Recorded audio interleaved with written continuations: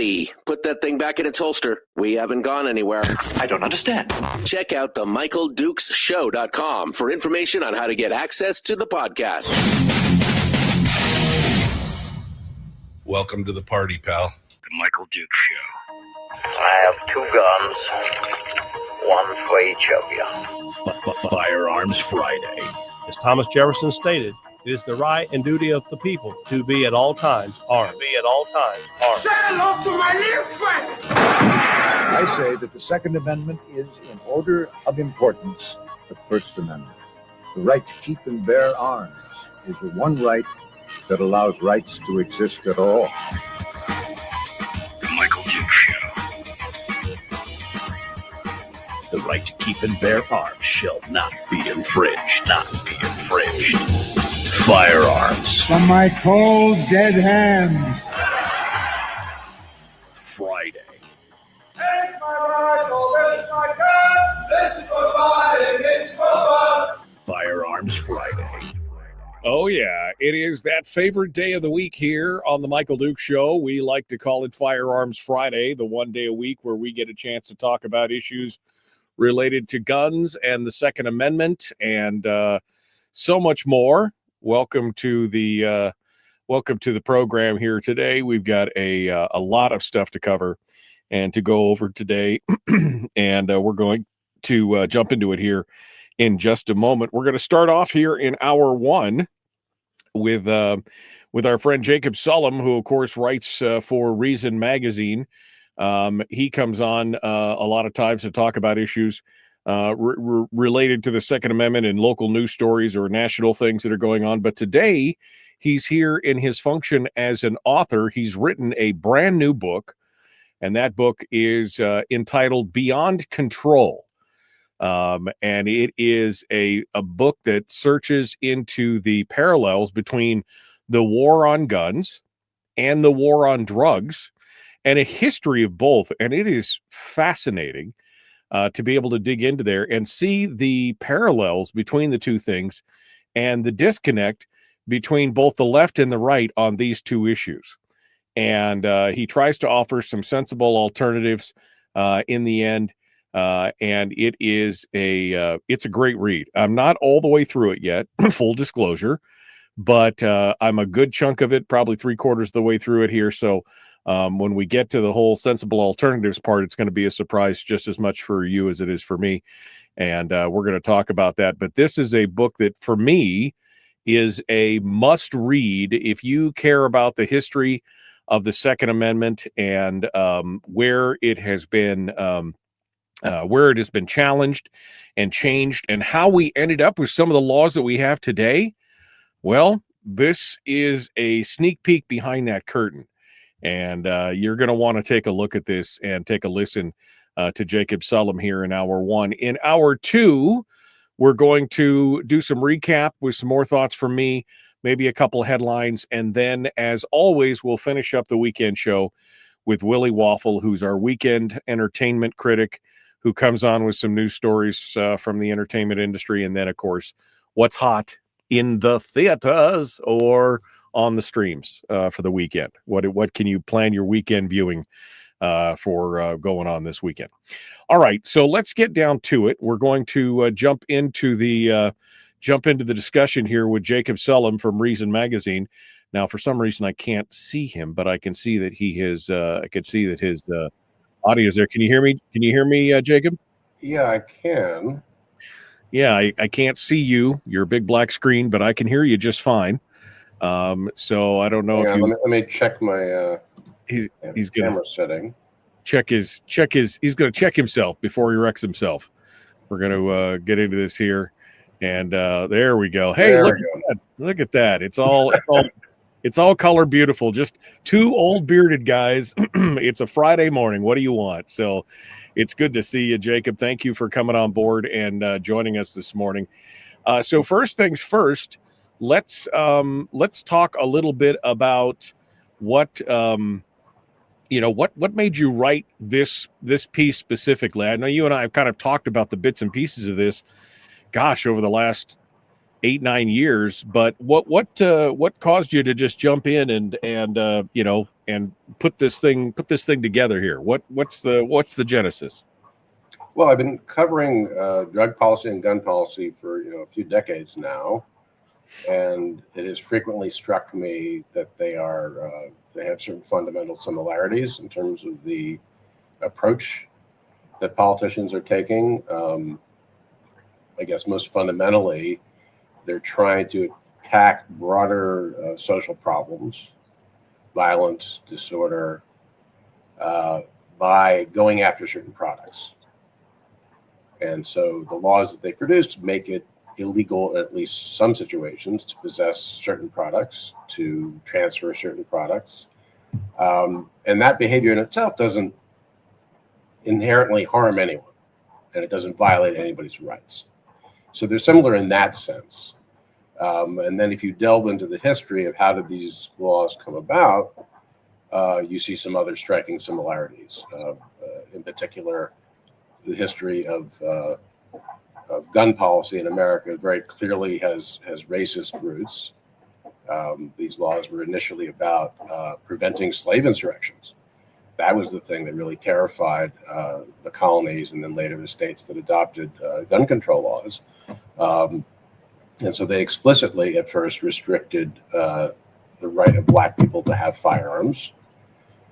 In some cases, the rules were even stricter for free Black people than they were for slaves, because slaves, could be expected to be under their so-called master's supervision, whereas free Black people were scary because they were, first of all, a model of freedom that might inspire slave revolts, and they also might help people who were mounting rebellions. And so early on, these were very racially explicit. They had to do, your rights had to do with the color of your skin. And then after the Civil War and the passage of the 14th Amendment, it was no longer acceptable legally to explicitly discriminate against people based on race. But in practice, these laws still did that. In particular, discretionary licensing laws, which required licenses either to possess or to carry guns, would be issued only if local authorities thought you were a suitable gun owner. And unsurprisingly, those laws tended to discriminate against Black people and other disfavored groups. Right. And so what was initially a de facto official policy became a policy that was continued to be exercised in practice. And some of those laws, as you know, stuck with us for many years. We had discretionary carry permit laws until just a few years ago, when the Supreme Court said it was not okay to give local authorities so much discretion in deciding who was allowed to bear arms. Right. And we're talking like the May issue, basically the May issue where it required the local sign off and everything else, where ostensibly it wasn't about the color of your skin or anything else, but it was discretionary for the people there in the locality. And usually a lot of times, especially in the South, the authorities would decide whether or not you were of good moral character, so to speak, to be able to carry. Right. And if you look at, during the civil rights movement, guns were really important to protect people against racist violence. Obviously during Reconstruction as well, but during the civil rights movement, people, activists found that it was even the ones who were pacifists liked to have other people with guns around. Yeah, and exactly. to protect them, understandably.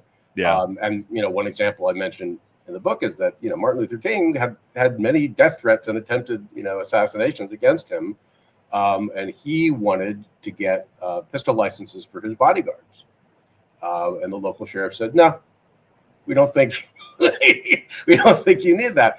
And he complained. Most people don't associate Martin Luther King with guns, but he very much believed in the right to armed self-defense, and he certainly utilized armed guards to protect him and his family. Right. And he complained at a meeting that the sheriff didn't care. Right. And this was a situation throughout history in the South, especially where the local officials either were actually complicit in white supremacist violence. In other words, deputies might be part of the Klan, or they looked the other way. Right. And they didn't care to help people to protect themselves because it was a strategy of keeping black people under control and keeping them subjugated. And the racist violence helped toward that end.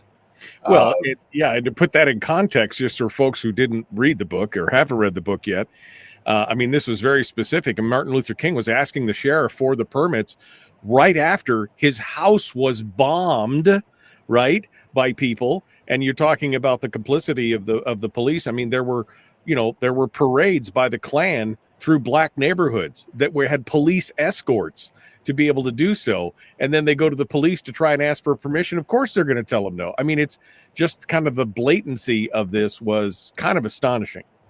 Yeah. And so, you follow that through to today, you don't have people saying we got to keep black people under control.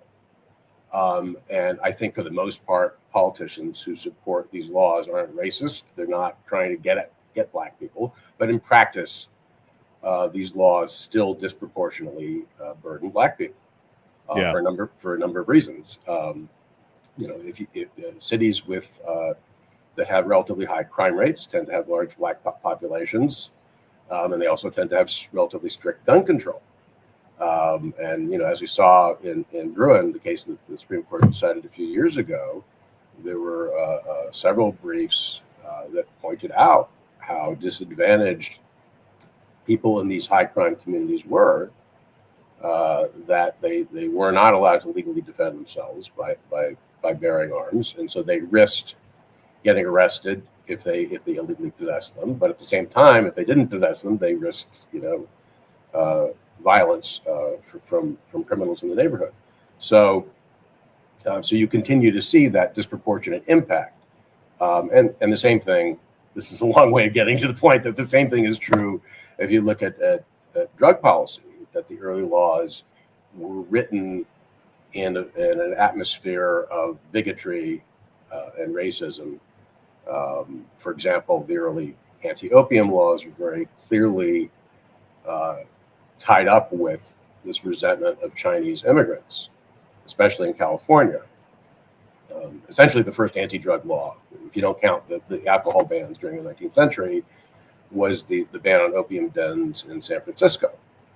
And you don't have to do any kind of detective work because all the motivation for these laws is very explicitly expressed by politicians, by journalists, by activists.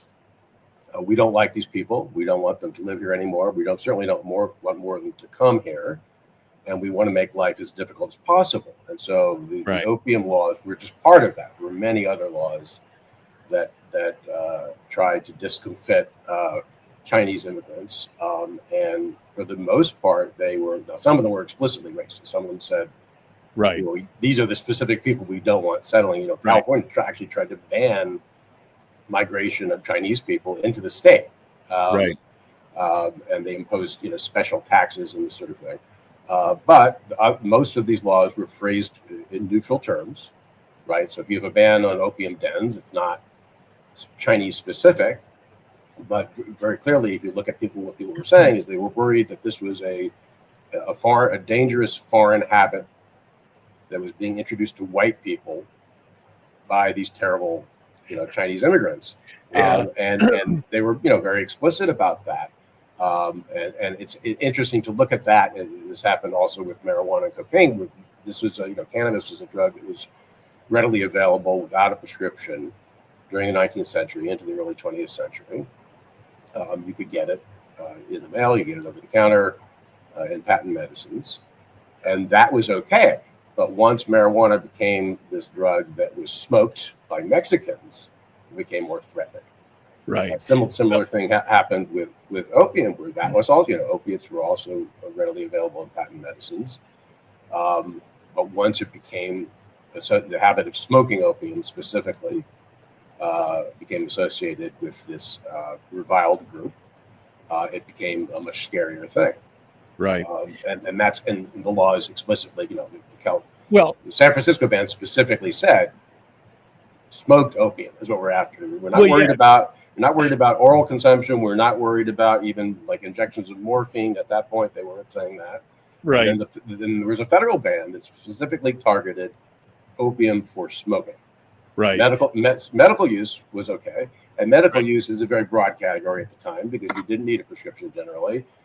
So it was whatever you said it was, whatever you decided for yourself was medical use. And so you see these distinctions being drawn between sometimes involving the same drug, where when it's used by white people in this accepted way, it's okay. But Right. when it's used by these scary foreigners or by black people, in the case of cocaine, which was widely accepted and not freely available for a long time, you start to see these stories around the turn of the 20th century about black people using cocaine, raping white women, committing crimes, supposedly getting superhuman strength, Right. such that ordinary police pistols could not stop them. The cops in the South had to get larger caliber guns. And so this isn't the whole story, right? I should say, these are not the only reasons these laws were passed, but very clearly bigotry played an important role in the drug laws, much as it did with the early guns. Well, and I want to lean into that a little bit because I think, one of the things about, this program and probably the listeners to this program is we probably find that most of the listeners to this program are against the legalization of drugs of any kind. I've had plenty of people on the program where marijuana is legal here in the state of Alaska. And I've had plenty of people in the chat room or over the course of the year since it's been legalized, tell me that that's the downfall and that's why we're all so bad and it's all good. And, look, I want to be very clear. The legalization of drugs is one of the only ways you're going to be able to get the problems that we have under control. I mean, I fully believe that. And I believe that for many, many years and again, this goes back to my roots of, as long as you're not hurting anybody else, you're not violating anybody else's rights, you should be able to do what you want to do.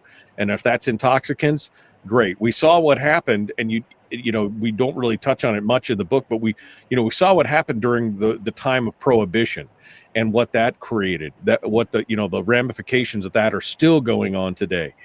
And I thought it was just interesting to see a lot of the parallels between the drug war and how that was used again in a racist way. I mean, it's funny because you're talking about the smoking of opium, but it was perfectly acceptable for a young lady to take, sips of laudanum, which again was an opium, or to take it in pill form, or they were perfectly okay with that. But the minute you smoked it in those, evil Chinese dens of iniquity, that was when it became a problem. These are very clearly tied to the issue of, and it's when they're trying to manipulate and control behavior by regulation because there's a disfavored selection or slice of people. That's what this really comes out to. Give me a 30 seconds here, Jacob. We're going to go to break. Okay. Well, yeah. I mean, and same thing with the gun laws, not only targeting black people, but also the Chinese, who could not catch a break, especially in California, and Italians. Look at the history of gun laws in New York State. This was largely about fear of Italian immigrants who were assumed to be inherently criminal and violent and hot-tempered and needed to be controlled. Right. And again, the swarthy, right? Not just speculation. This is what people explicitly said. Well, they said something about the swarthy, complected people, and the first Sullivan law was against the guy, and he was a swarthy, predilection for crime, and we know how the judge is saying, we know how your people are. I mean, that's insane. Yeah, that was the judge. This is the first person who was sentenced under the Sullivan Act, was carrying a gun for self-protection. He was worried about maybe some of those Italian criminals that the majority was talking about, but he was just trying to protect himself. He was not a criminal. The judge says there's no excuse, and we have to teach you people a lesson. And the New York Times applauded that. They said, thank God somebody's saying what needs to be said, because the Italians are out of control. Yeah. Well, this is a fascinating look, and we're going to get more into this here in just a moment with Jacob Sullum. The name of the book is Beyond Control, and it is, again, parallels between the war on guns and the war on drugs and some solutions, which we're going to get into here at the end of the show, or the end of this hour here this morning. We're going to talk a little bit more about that. Jacob Sullum, Reason Magazine, our guest. We'll be back with more. Don't go anywhere. The Michael Duke Show. Common sense, liberty-based, free-thinking radio.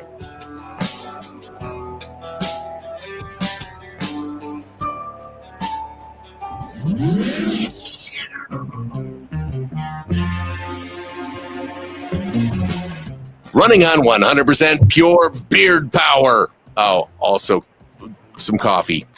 We dip our beard in coffee. Nice beard. The Michael Duke Show.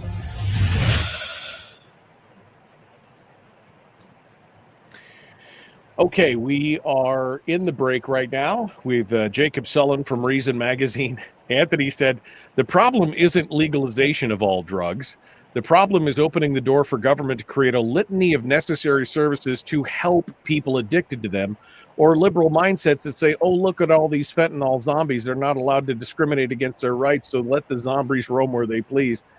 I mean, I don't think you'd have nearly the problem if you took it and cut down on the power of some of these cartels. I mean, that's where we got organized crime. People forget that this is where we got organized crime, was through the prohibition. That's how they gained so much power, was in the bootlegging and the booze running and things like that. That's how we ended up with a lot of this organized crime, Jacob. Yes, I mean, that happened during alcohol prohibition. Now it's even worse. But the other issue that we saw during alcohol prohibition, we see now in an even more serious form, is that when you make drugs illegal, their quality and the composition is unpredictable. So you don't know what you're getting. And when the government tried to address the problem of opioid-related deaths by cracking down on access to prescription painkillers, they did succeed in reducing those prescriptions, right? So that it fell by about half within a period of a few years. While they did that, the opioid-related deaths not only continued to rise, but actually rose at an accelerated rate. Why?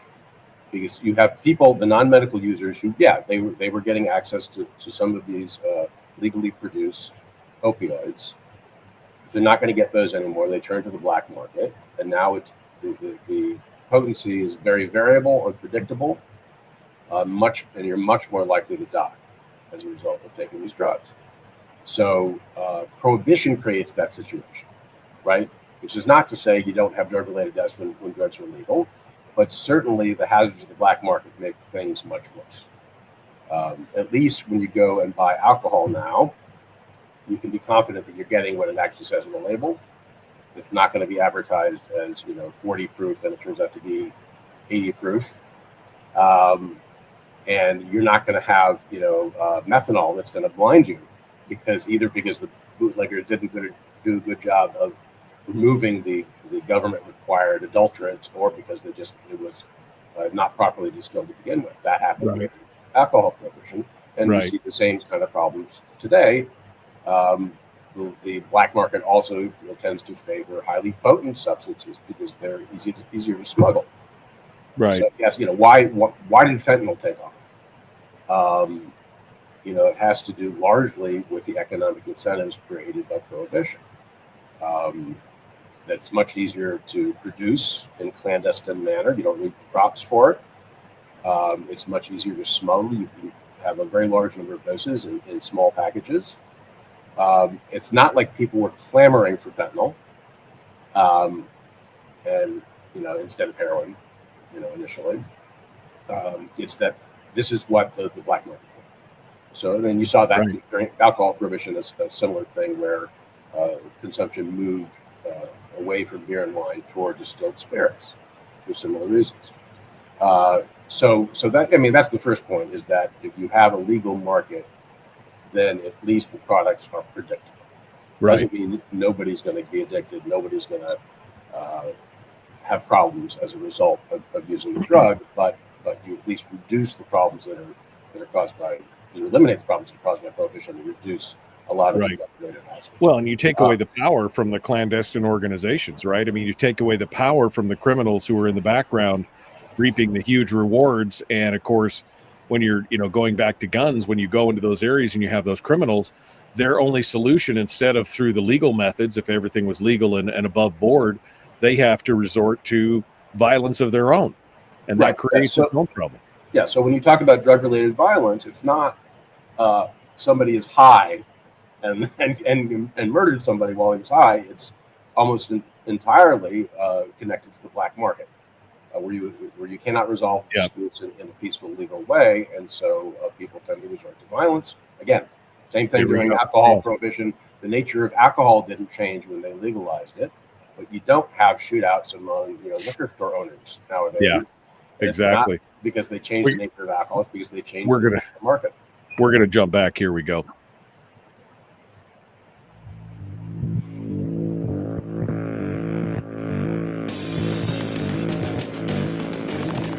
What the hell's an assault weapon?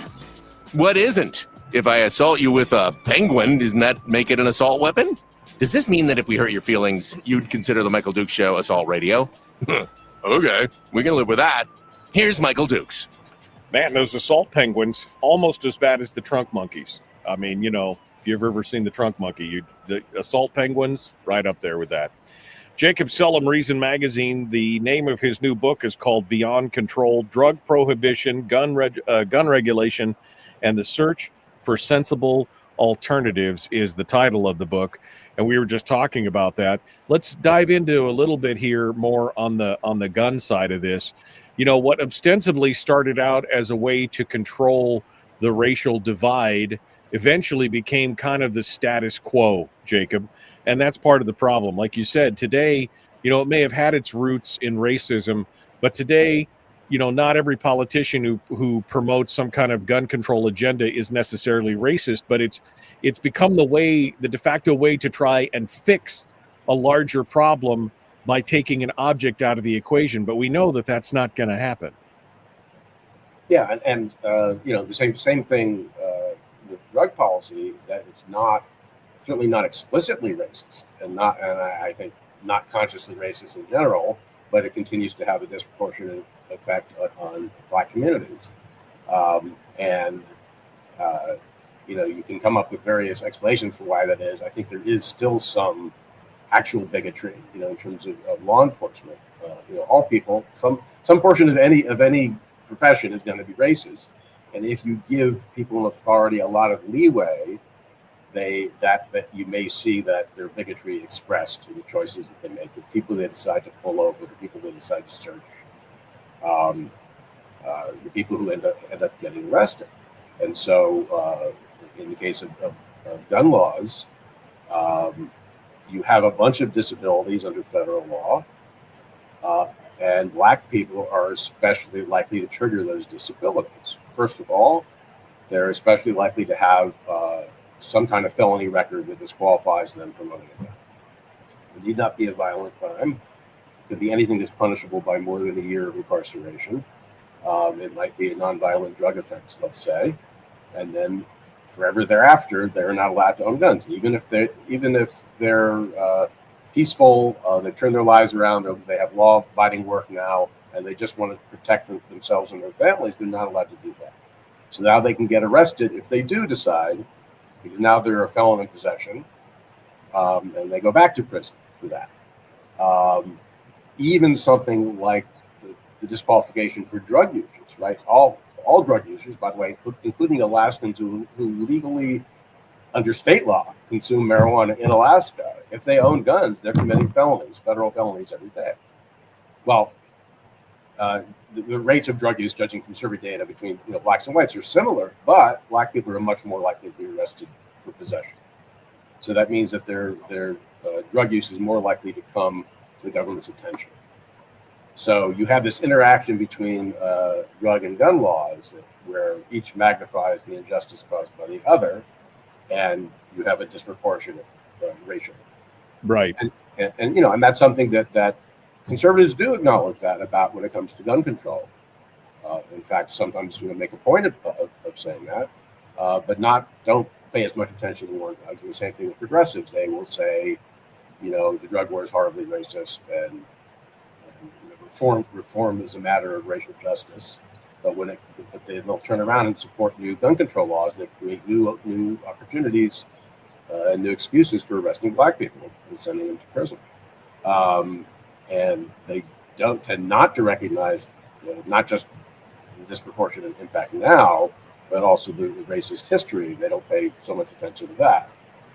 So part of the point of this book is to get people in these two groups to listen to each other a little bit and to recognize that they're often making similar points.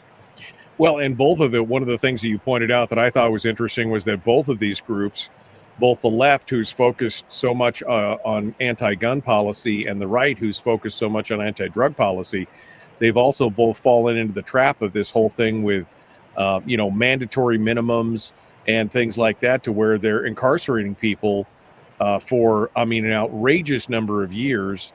You tell the story of you start off the book with the story of a man who was just getting his life going. He was a record producer.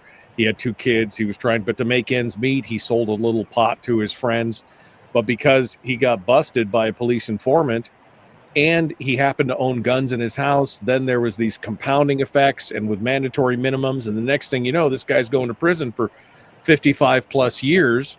And the same thing happens on the gun side of things. If one thing goes wrong with a gun and you happen to have any kind it's crazy that we've gotten to the point to where people are going to jail and spending more time in jail than rapists and murderers for the simple act of possession of one or both of these quote unquote illicit items. Yeah, and this is an issue in states that have legalized too. Especially early on, it was an issue because you have all these marijuana businesses are still totally illegal under federal law. Now, for years, the Justice Department has chosen generally not to prosecute them, but it could at any time. And if you not only have a marijuana dispensary, but you're worried about security, you hire a guard. Now you've got a gun that you're using in conjunction with a drug trafficking enterprise. That triggers those mandatory minimums. One example I cite in the book, this was in Washington State, I believe. A guard was kind of heroically defended the employees at the store from an armed robber and ended up killing him.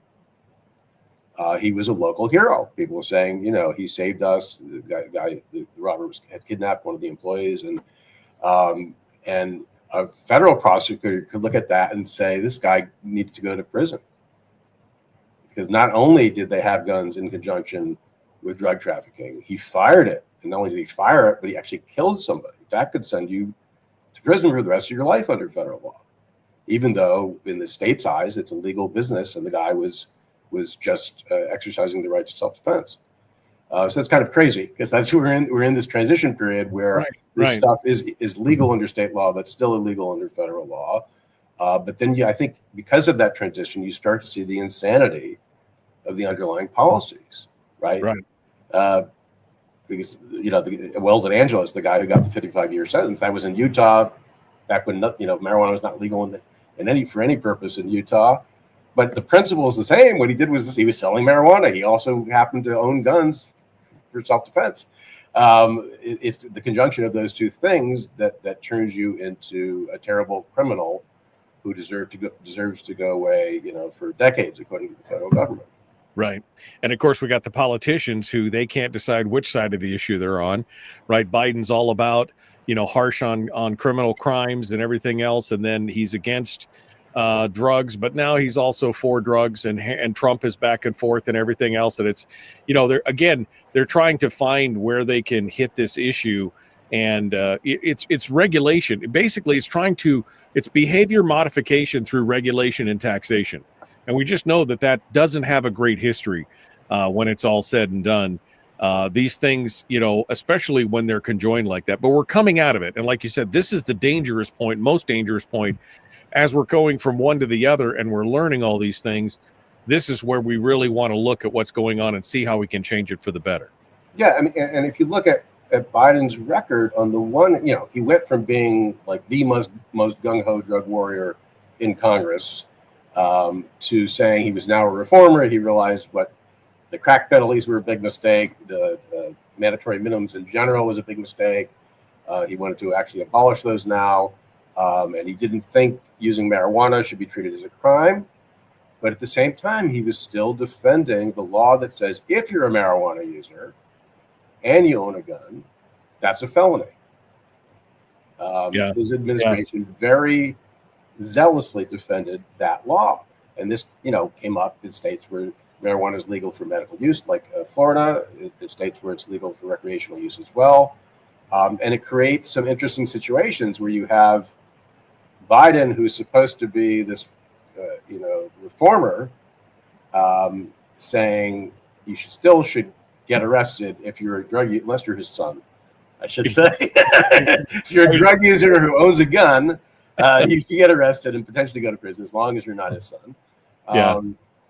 But you have somebody like Ron DeSantis in Florida, who is nobody's idea of an enlightened drug policy thinker, who said it's not right that Florida residents who are using marijuana for medical purposes, and it's authorized by state law, that they suddenly lose their Second Amendment rights. Right. So he could see that was wrong, and he said that repeatedly, that you shouldn't lose your Second Amendment rights simply because you're using a drug. Well, in his case, it was crucial that it was state approved, right? Right. So that's an example where you do see some progressives and conservatives coming together on this issue, because there are lots of progressives who are not keen on gun rights, but they're troubled by the idea that cannabis consumers are identified as too dangerous to own guns. And the conservatives, because they believe in the Second Amendment, can also see that there's something wacky with that policy. Right. Jacob Sullum, Reason Magazine, is our guest. We're going to come back for one final segment where we go through some of his potential sensible alternatives to what we're dealing with here. And I think there's some good opportunities here. We're going to continue in just a moment. Don't go anywhere. The Michael Duke Show continues. Common sense, liberty-based, free-thinking radio. We'll be back with more right after this.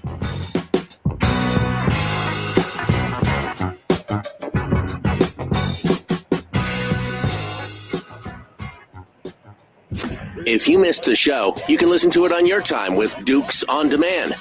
Oh, and it's free. Like America used to be. Streaming live every weekday morning on Facebook Live and MichaelDukesShow.com. Okay, we're in the break right now. Jacob Sullum, Reason Magazine, our guest, author of the book, Beyond Control. Drug Prohibition, Gun Regulation, and the Search for Sensible Alternatives is the name of the book. We should go out there and check it out.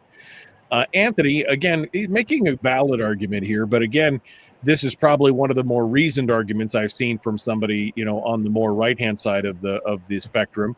He said it is factual that any banned thing will inherently create a black market and criminal element to fill the demand, but it's also true that absolute freedom of access to drugs will create a percentage of people who become hopelessly addicted to it.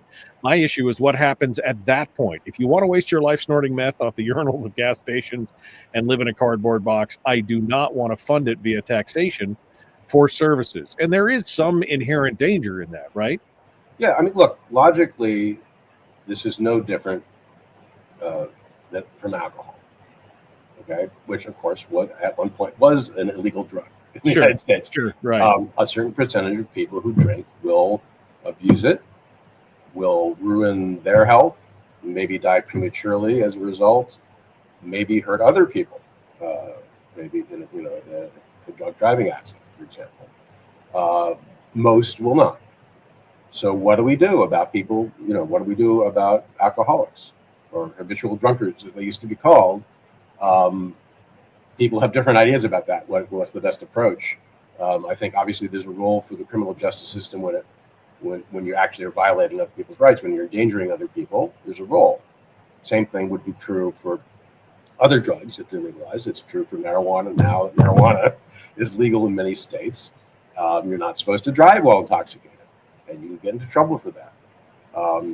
Some people do have a serious problem with marijuana, and that causes problems for them, cause problems for people close to them. No question about it, right? Does that mean the government has to support them? No. Does it mean that they get to have their habits subsidized by taxpayers or something like that? No, doesn't have to mean that. That's a policy choice.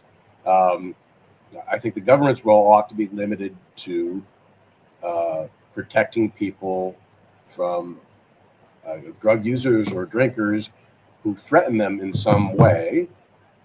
Either they're robbing them to support their habits, or they're driving while intoxicated and therefore endangering others. Then the government has a legitimate place to step in. Also, I think in setting a minimum age requirement for purchases, which is only enforceable in a legal market. That's obviously not enforceable at all in a black market. And so we can have a conversation about what do you do when people develop life-disrupting habits, not limited to drugs either, by the way. What are the best treatment approaches? Right. My own view is that, generally speaking, all of this comes down to what makes for a good life. People who have strong social support, strong family support, decent living conditions, some prospect of hope in their lives, are much less likely to develop substance abuse problems than people who don't have those things.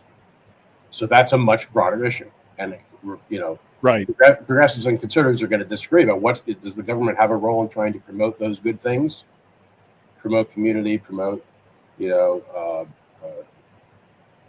good, social connection, economic opportunity, that sort of thing. Obviously, there's a wide range of policies that people might propose to make life better, but that's really what it comes down to.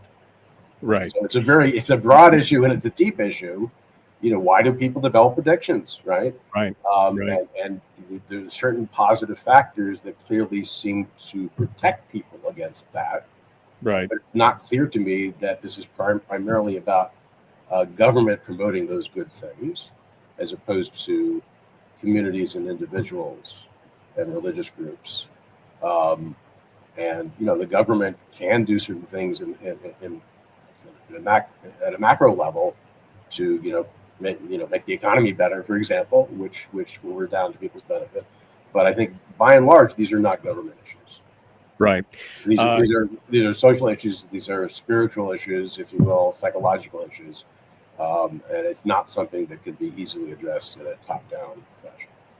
Anthony says he thinks it's a bad faith argument to compare the negative effects of booze to heroin or hard opiates. I mean, I'm going to argue that. I think it's a question of severity. I think it's not a bad faith argument. I think it is a question of severity. But I think, again, this whole point comes back to people are going to do what people are going to do. And you're right. We shouldn't have government subsidize it. But yeah, and alcohol actually is worse in terms of the physical effects of heavy use. Right. If you have to 15 seconds. Imagine a situation where if you have legal access to opioids, it's reliably dosed, what you're getting. It is much less likely to ruin your body and kill you than alcohol abuse. Yeah. Jacob Sullum, Reason Magazine. One final segment. Let's get to it. Here we go. The Michael Duke Show. Common Sense Radio.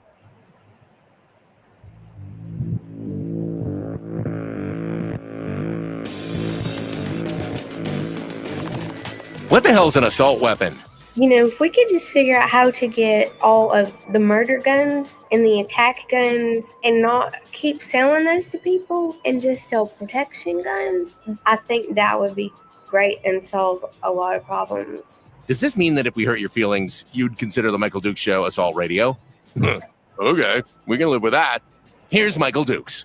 That's right. I checked all the tags on my guns. They're all protection guns. I didn't buy any murder or attack guns. So just in case you were wondering out there.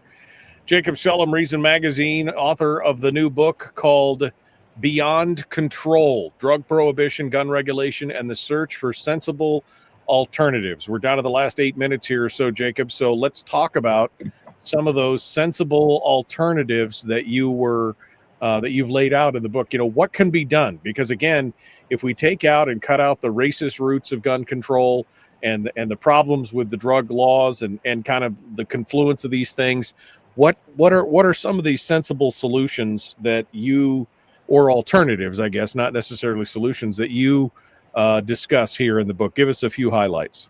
Yeah, I mean, the basic concept is harm reduction, which is a term that's commonly used among drug policy reformers. And it sounds simple, but the implications are ultimately radical, I think. Harm production. Harm reduction.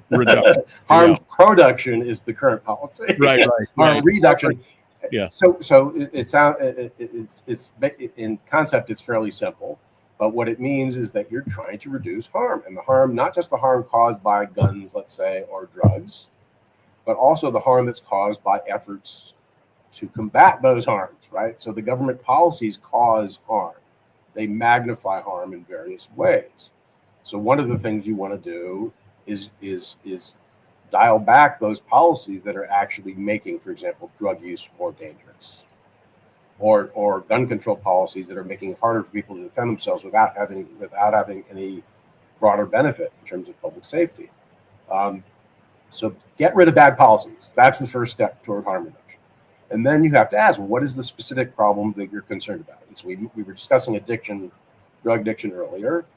I think that ultimately comes down to a question of what makes people lead happy, productive, hopeful lives, as opposed to not.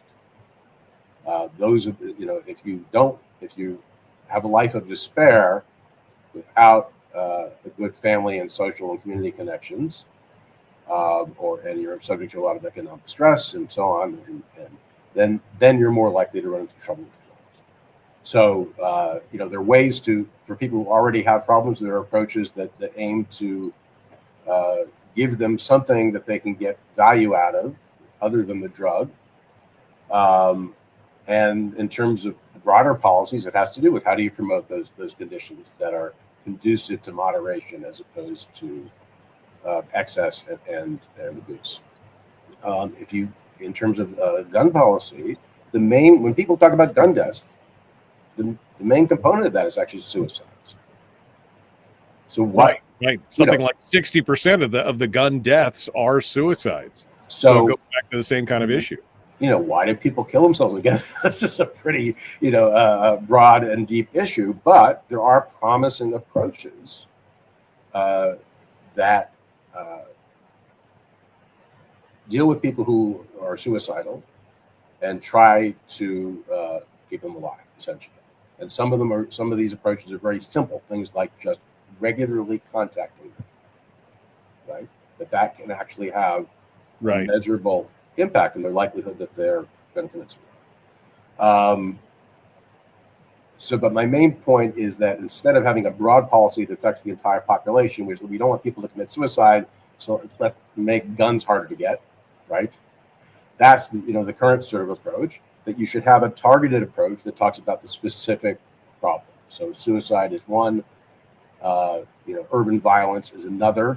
You have some promising programs that try to cut short the cycle of gang violence, where one group feels dissed by another group, and there's gunplay, and now you have a reason for revenge, and it goes back and forth.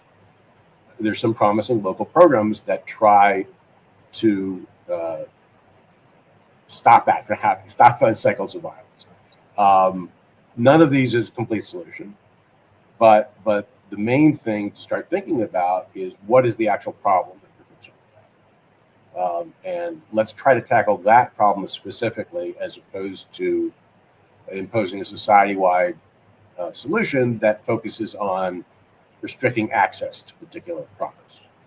Well, and I think that's the biggest problem here is that, we're trying to use a mallet to eliminate a mosquito, which has always been the government's, it's the bigger hammer theory.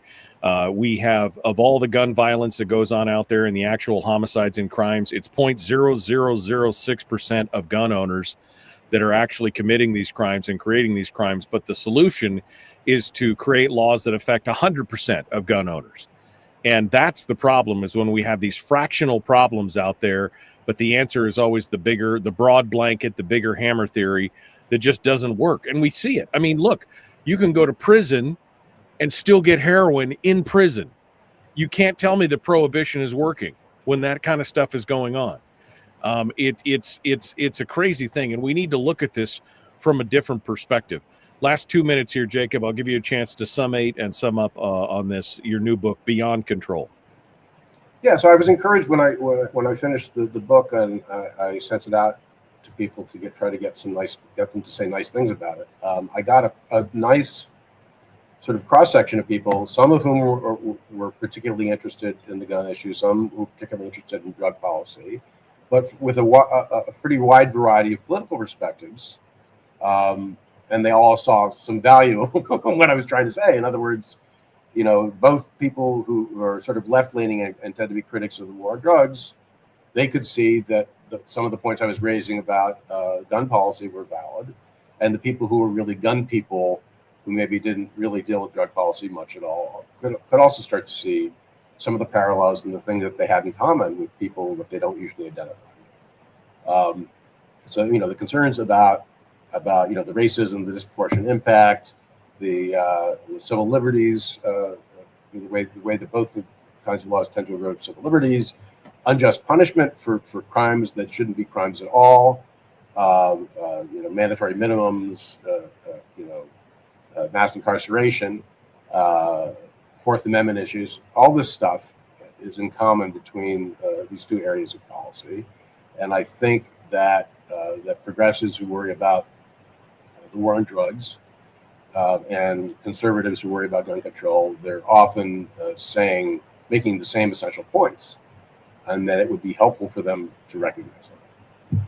Yeah, to come together and look at this and see where the parallels are, where the crossover is, and essentially stop trying to behavior modify through all this regulation when there's some deeper issues, like you said there. Deeper issues on issues like health and mental wellness, aversion to suicide, making lives better. I think that there's definitely, especially since it's a smaller portion of the population than what we're talking about here. Jacob Sullum, Reason Magazine, author of the new book, Beyond Control, available on Amazon or wherever you find your books. Now you just need to find somebody to narrate it so that I can listen to it in my car, because I'm not reading as much anymore. That's the problem. Thanks, Jacob. We appreciate you coming on board. Sure, thank you. Hold the line for just a second. Folks, we're out of time for this hour. We got more coming up in hour 2. Dead ahead, The Michael Duke Show. Common sense, liberty-based, free-thinking radio.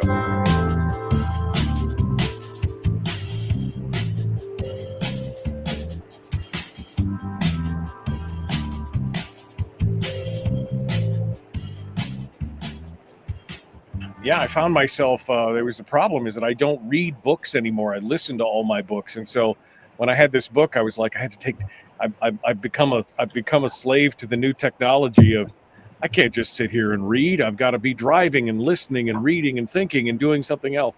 So yeah, you got to get a good, is there an audio option on Kindle? Oh, there might be. I didn't look. I had the book in my hand, so I just read the book, but I found myself, and that's when I realized I probably need to have I just recently realized that I have to have my prescription changed because my bifocals aren't working as good as they were before on one of my things. But this book is fascinating, especially the history component of it. That's what really got me. And, it reminded me of John Ross's book, Unintended Consequences, where the first half of the book essentially is narrative on the history of gun control and things like that. And it's fascinating. And this, again, that kind of history and the parallels and just some of the outrageous things that happened in this country in regards to gun control and gun rights or the prohibition of intoxicants and things like that. It's a fascinating read, Jacob. It really is. Well, thank you. I appreciate it. Any final thoughts before we let you go off to the rest of your day here? Buy the book. Buy the book. Read the book. Review the book.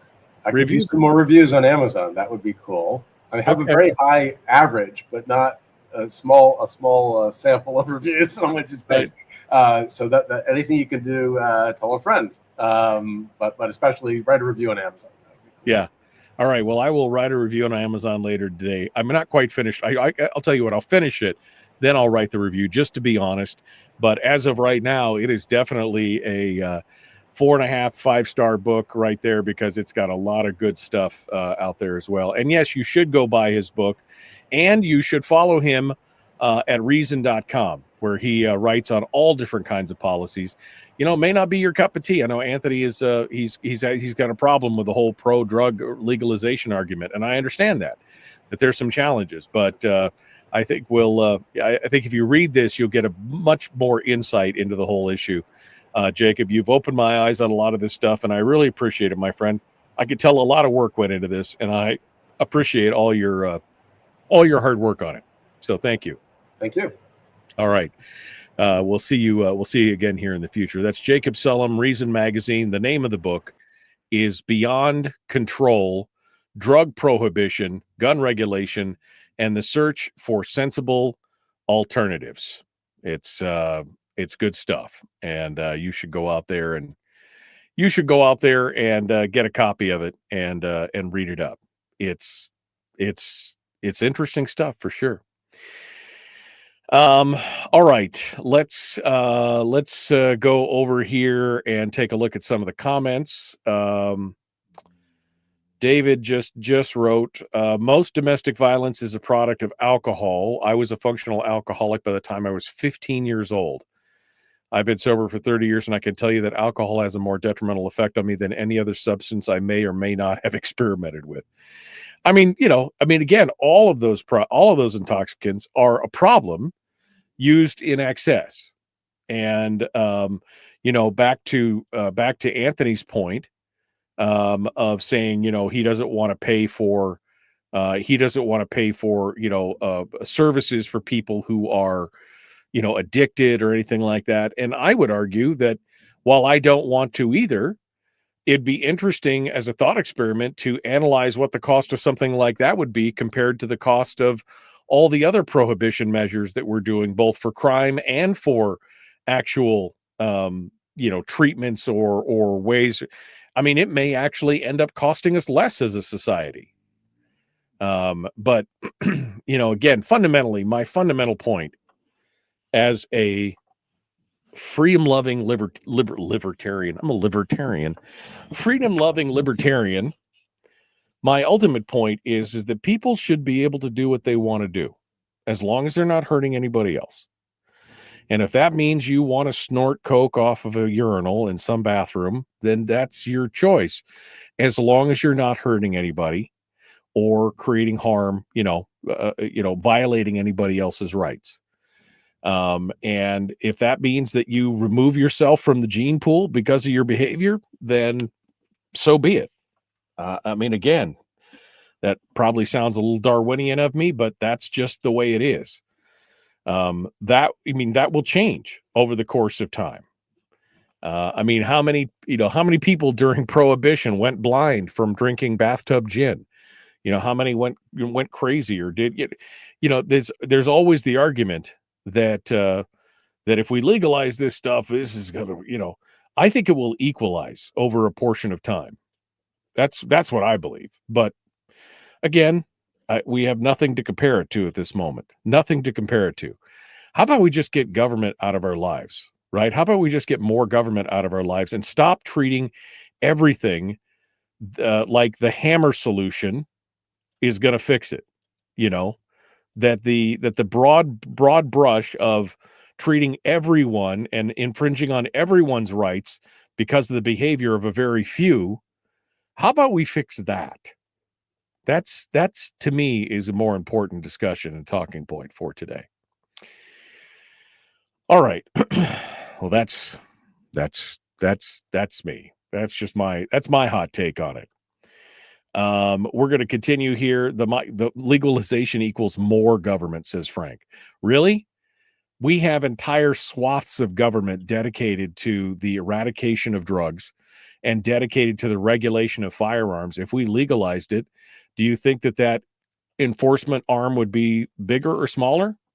Would it be more or would it be less? Maybe. I don't know. I don't know.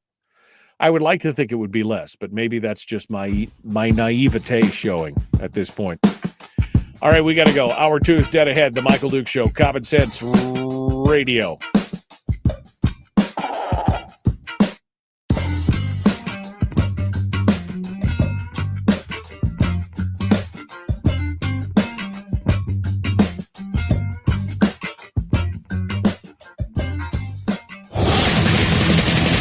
Whoa, buddy. Put that thing back in its holster. We haven't gone anywhere. I don't understand. Check out the MichaelDukesShow.com for information on how to get access to the podcast. Welcome to the party, pal. The Michael Duke Show. I have 2 guns, one for each of you. Firearms Friday. As Thomas Jefferson stated, it is the right and duty of the people to be at all times armed. Say hello to my little friend. I say that the Second Amendment is, in order of importance, the First Amendment. The right to keep and bear arms is the one right that allows rights to exist at all. The Michael Duke Show. The right to keep and bear arms shall not be infringed. Not be infringed. Firearms. From my cold, dead hands. Friday. It's my rifle, this is my gun, this is for fighting, this is for fun. Firearms Friday. Firearms Friday, your chance to sound off on issues of a 2-8er on the Michael Duke Show, broadcasting live across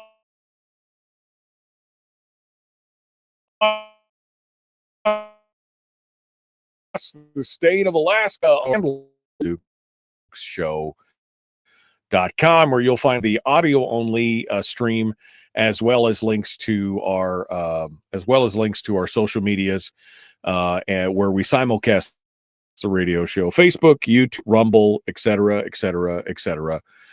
Come on board and join us here. We want you to be part of it throughout the show. We love having folks in the chat room and hanging out and talking about all the good gun stuff that's going on out there, and we just love having you in the chat room to discuss it today. All right, we just finished up with Jacob Sullum from Reason Magazine on his new book, Beyond Control, and we've been having some arguments in the chat room here about about whether or not there's because part of Jacob's book talks about the parallels between drug regulation and gun regulation. And while I think one of the big problems there that most people have, especially those on the right, is that they see drugs as an inherent, or intoxicants as an inherent evil. And there's definitely some evil things that have gone on around it, especially when it's become criminalized, and it gives the criminal element something to hold on to make money on and to build an empire on. But at the same time, I find it ironic that a lot of the people who tout freedom overall, freedom for all, freedom for, that we need to be able to do the things that we need to, that those same people would say, well, freedom for everything except for in this one area. Now, I understand that part of the problem is that government is inculcated itself into our lives in so many ways that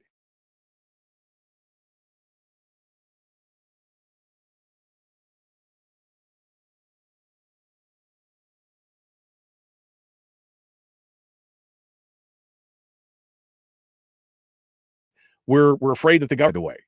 They're already doing those things. This would give us an equalized market and create a lot. I find it ironic that people who espouse the idea that freedom overall is a good thing are then saying, well, freedom for everything except for on the policy of intoxicants. Again, if you want to destroy yourself, more power to you. Right? If you want to do something that is self-destructive, more power to you. I feel like that. I mean, that's your life. As long as you're not taking anybody else with you, then that should be your right to do. And I know that's an absolutist position, and I'm okay with that. I'm okay with taking an absolutist position on that. It just feels like the more they try to control, the tougher it makes things on all the average law-abiding citizens who otherwise would not be affected by this. That's my hot take on this right now. I guess that's what I want to do.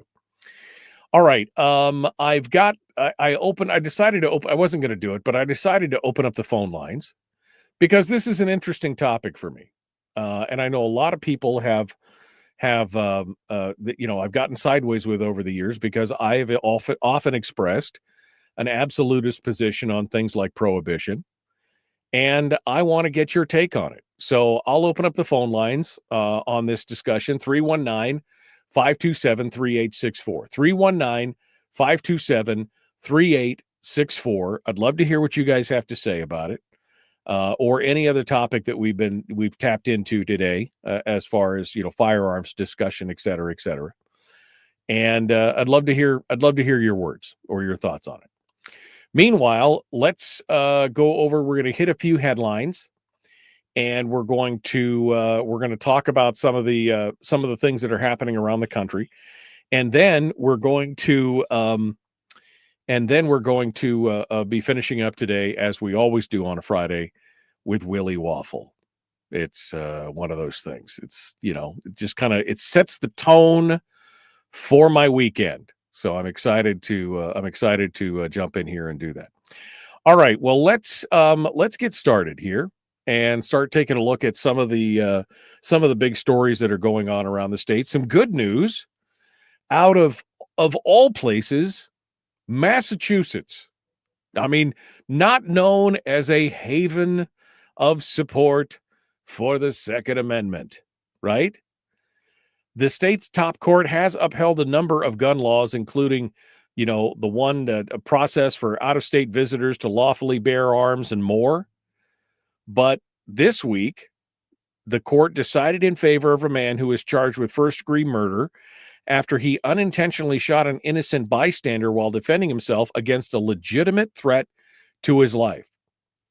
This is the Supreme Judicial Court.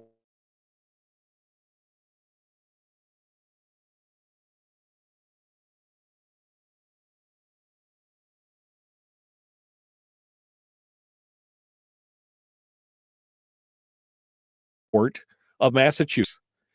Even then, a first-degree murder charge is off the table, though the prosecutors could still pursue the involuntary manslaughter charge. The Gun Owners Action League reports on this. They say attorneys Daniel Hagan, a board member of Goal, Daniel D. Kelly, and Kyle D'Souza, who represented Kenneth Rodriguez, are calling today's ruling by the Supreme Judicial Court a complete and total victory for lawful self-defense in the Commonwealth. The decision represents a sea change in Massachusetts self-defense laws. For the first time in 250 years of Commonwealth history, the court has made clear that those who act lawfully to defend their own lives are not to be treated as murderers for a tragic accident beyond their control. Prior to this ruling, a defendant in such a situation would face first-degree murder charges even when acting lawfully in self-defense. The court's opinion now ensures that mere negligence is not enough for criminal liability. Only conduct that rises to the level of wanton or reckless disregard for human life can be punished. This is an interesting take. Just think about you being able to defend yourself. And, let's say that your round passes through the perpetrator of the crime and strikes somebody behind them, or the shot goes wide and hits somebody behind them. Tragic and probably poor discipline on your part as far as making sure you know where your shots are going, but also you're defending your life. It's a wild situation. And to be treated like a criminal after you were defending your life against somebody who was literally a criminal, it is it's good news that's coming out of there. The law still allows in Massachusetts, it still allows that if a armed citizen was acting with wanton or reckless disregard for others, they could still be charged, right? But it definitely raises the bar and gives you a chance to be able to defend yourself and hopefully avoid some of the stricter penalties of being caught in that situation. So there's a good piece of news for you out of all places. When I read this, I was like, Massachusetts, man, that's not a place that you think of as being, hey, this is a great opportunity here. Let's go over to the phones and see what you guys have to say. 319-527-3864. We go over here and start with this caller. Good morning. Who's this? Where are you calling from? Good morning. And I won't take very long. Okay. I just want to give my own testimony. Okay. From the age of 11 to the age of 22, I was on about 30 different antipsychotic drugs. None of them worked. I was in and out of mental institutions all through that time. When I was 22, I was introduced to marijuana, which immediately helped me to control all those urges that put me in the mental institution. And I've been fine ever since. And I was thrilled when they made it legal here in Alaska so that I could get it more easily. I'm just saying, what you said needs to be emphasized.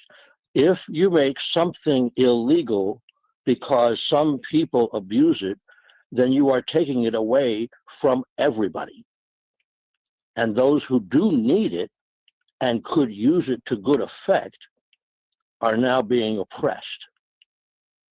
Right. You see what I'm saying? No, I definitely That's see what the you're saying. problem. Yeah. And in my life, everyone who knows me now up here in Alaska, everyone who appreciates anything I've ever said on the radio, anyone who's ever met me and cared about me, has to realize I'd have been dead or totally in a mental institution all my life if someone had not introduced me to THC. And I don't believe that I abuse it. And I don't believe most people even know that I use it. It doesn't seem to affect my life in a negative way that others can notice, but it certainly keeps me sane.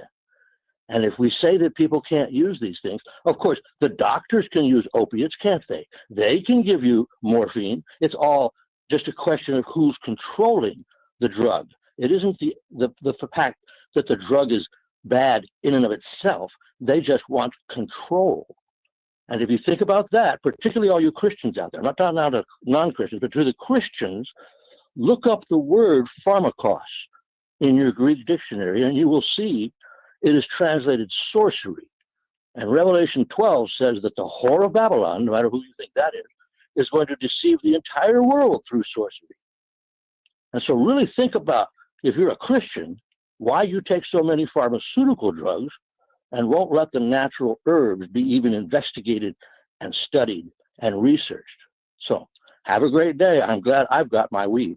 Sorry, I'm glad I've got it because it keeps me going. All right. All right, my friend. Well, I appreciate your perspective on that. And I agree. Again, I would rather have the natural alternative versus all the pharmacology that they want to shift on us and throw on us at all times. All right. Well, that leaves us on an interesting note. We're going to continue here in just a moment. Don't go anywhere. The Michael Duke Show continues. We'll be back. Back with more right after this. The Michael Duke Show. Common sense, liberty base, free thinking radio.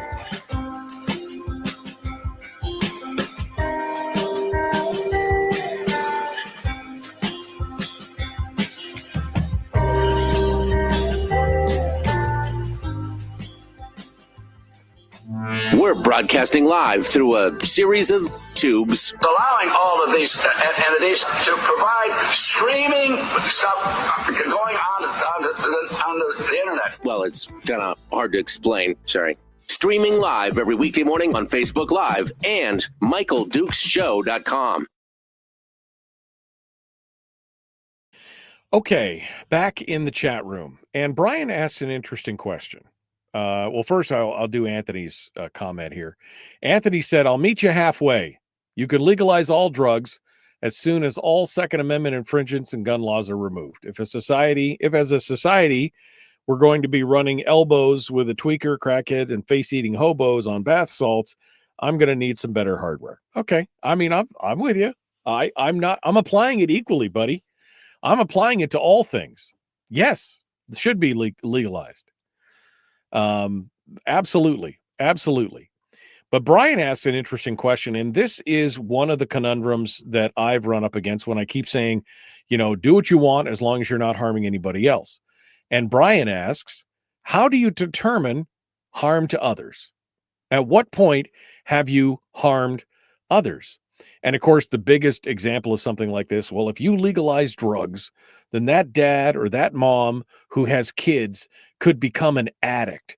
And by their actions, they could be harming their family, right? They could be, financially or neglect or, God forbid, abuse. Those kind of things. And again, you're right. There has to be some kind of delineation in there as to what is harm to others. The biggest, component of that, the biggest example of that, of course, is like driving under the influence, right, of drugs or alcohol. That definitely has the potential to harm others. You're putting, others in danger. You're endangering them and yourself, for sure. And what we care about at that point is them being endangered, not yourself being endangered for your behavior. But there is shades and there is, degrees of this. At what point have you harmed others?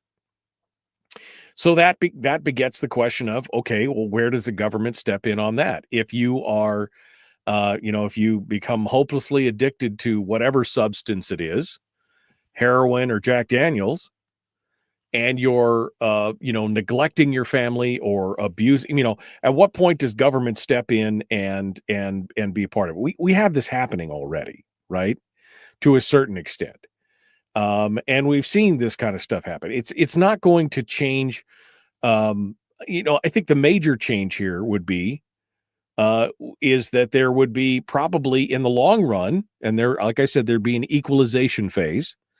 In the long run, there would be less of that kind of behavior because it's not something that is illicit or taboo. And probably most people would be able to handle it. Now, sure, there are raging chronic alcoholics today, right? Just like there's raging drug addicts today. The only difference is maybe we could prevent some of those people from falling into that pit because they because they didn't get the street drug. They got something off of a store shelf somewhere because it was legalized and, had to have, was reviewed and didn't have any harmful things in it and yada, yada. Other than the I'm not a drug user, so I can't really, but again, in my mind as an absolutist for freedom, this just makes sense to me. Will there be other problems associated with the legalization? Absolutely. Not denying it. But again, my take is that an equalization over time would be better. And if we can get the government out of most of these things and stop, how many millions and millions and billions of dollars have we wasted on the war on drugs?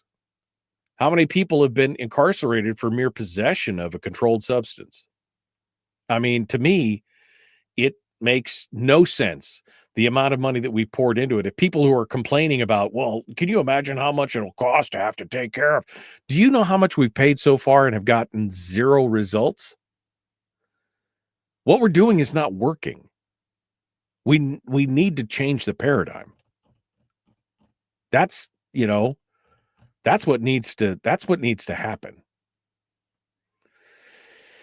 Chris says he's addicted to coffee. He said that's his only drug. Good for you, my friend. I love me some coffee. I'm addicted to Hoppy's number 9. Brian says it helps his wife manage neurological pain. I'm assuming he's talking about marijuana and not heroin. So yeah, I'm assuming that's what it is. And there's a lot of people out there. And again, from a standpoint of somebody,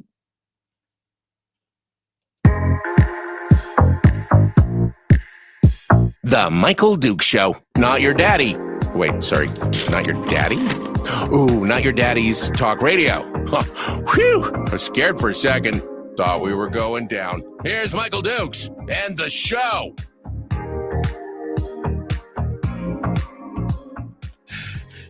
I interrupted myself there at the old end. I was in a thought, and I looked up just as we switched back over to the radio. There you go. It's all good. All right.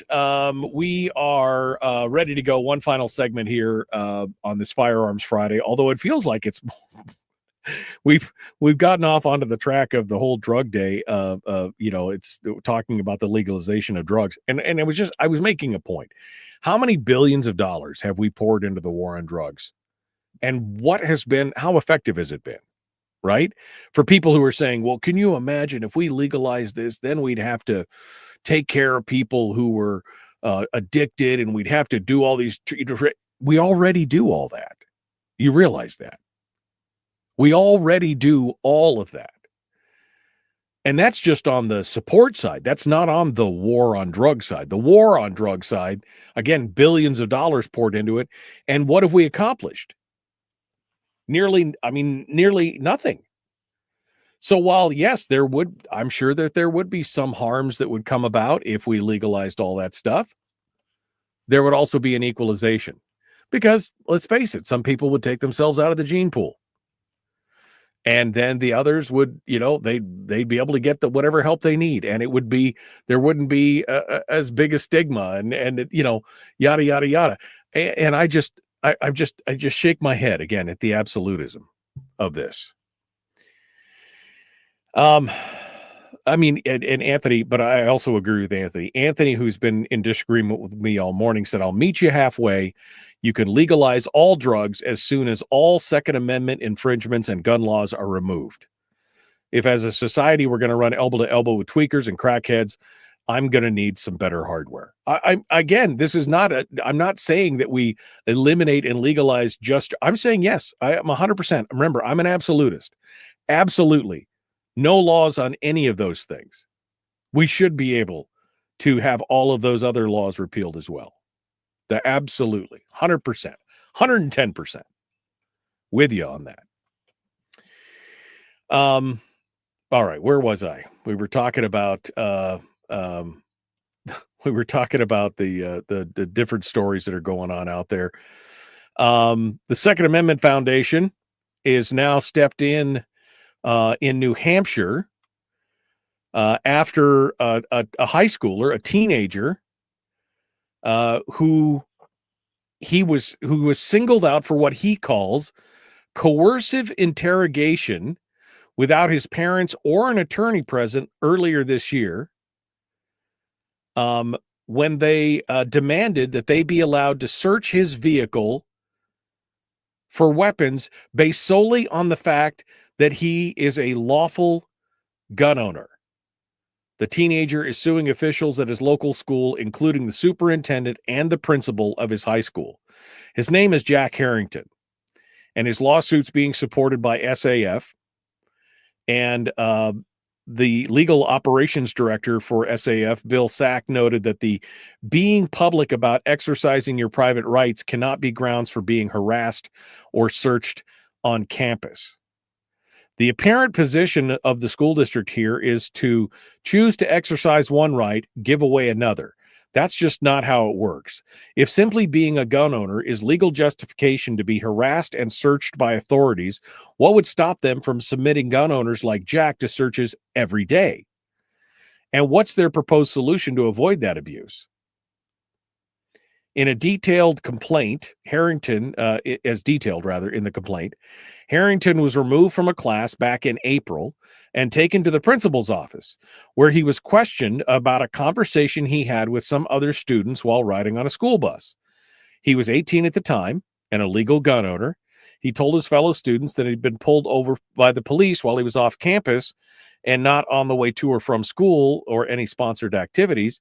He told the officers that he had a handgun lawfully secured in the glove box, but as he told his classmates, though he was nervous, the incident ended without issue. So he's just telling a story, right? Here's what happened. Somehow, the lawsuit alleges, school officials heard about the conversation and assumed without any evidence that Harrington might have his gun in his vehicle parked on campus that day. Then they asked Jack about the bus conversation, informed him they received information that he owned a handgun. He confirmed that he was a gun owner. The interrogators then asked, "You have a gun in your truck sometimes, right?" Jack truthfully confirmed that he was an owner and that he sometimes transported firearms in the vehicle, but also reiterated that he had never brought a firearm to school and that he had no intention of doing so. Then the school resource officer informed Harrington that he had to search his truck and that the teen had no choice in the matter. He continued, by the way, to refuse consent. And let me just make a point here. This is why you never talk to the police. A school resource officer is a police officer. This is why I refuse to answer your questions until my parents are present or until I have an attorney present. You just know. The lawyer. Question, lawyer. Question, lawyer. Question, see my previous answer. Anyway, he, you could say whatever you want. The officer said, we're going to search it anyway. So he continued to be harassed by the interrogators and called his parents and said, what do I do? He also informed them that the interrogators could hear all the details of their telephone conversation since they were in the room with Jack, and the call was on speakerphone. He told his parents that they keep saying they have to search my truck, that they have no choice, and that they won't leave him alone. They never consented to search the vehicle. After this lengthy, high-stress interrogation with multiple administrators and the school resource officer, he repeatedly refused to consent to the search. They decided that they're going to search the vehicle no matter what he did. While in his principal's office, Jack stated, so you're going to search it anyway. They took this statement as consent. Then they forced the door of the vehicle open. I mean, while Jack was standing there with the keys to his his vehicle was there.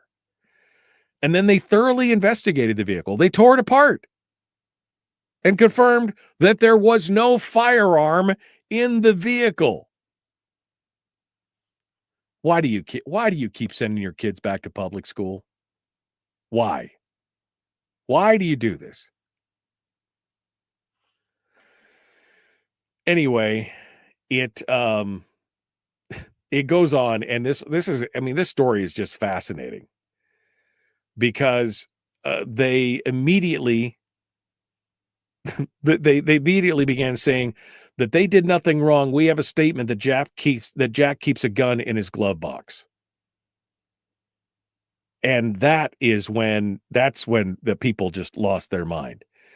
So Thomas wrote a letter to school officials notifying them that they had executed an illegal, egregious pursuit of Jack, aiming to ensnare him in trouble and jeopardize his future. They removed him from class, interrogated him like a criminal, relentlessly pressured him to consent to search of his private vehicle, and after he refused repeatedly, as well as my wife and I, repeatedly, you proceeded to violate his truck in a mere minutes that it took me to drive the 2 miles to the school. Your search found nothing, exposing your incompetence and vindicating Jack. Now, they did not respond. They didn't accept responsibilities for their action. They doubled down on their course of brazen misconduct. The officer, potentially aware of the constitutional liability that is attached to an illegal search, attempted to recharacterize the illegal search as a view rather than a search. If it was only viewing the context of the glove box and they supposedly had consent, why did they have to break into his car? And again, this is all about this is the problem with this whole idea of you see something, say something, right? He's talking about something on a school bus going to school, apparently, although his vehicle was there. I'm a little confused about how all that happened.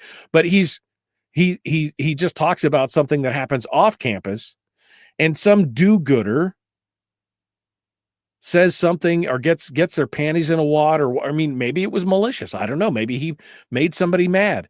I have no idea. But again, doing nothing wrong. This is interesting. Now, they're waiting for an official reply. But it sure sounds like Harrington may have an open and shut case against the district. And if that's the case, I hope so.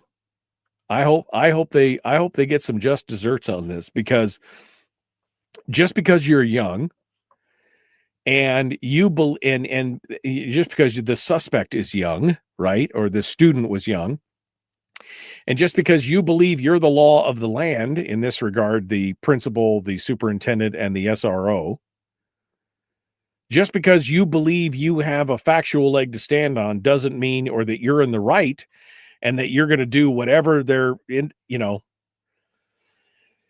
this is some crazy stuff that this is going on.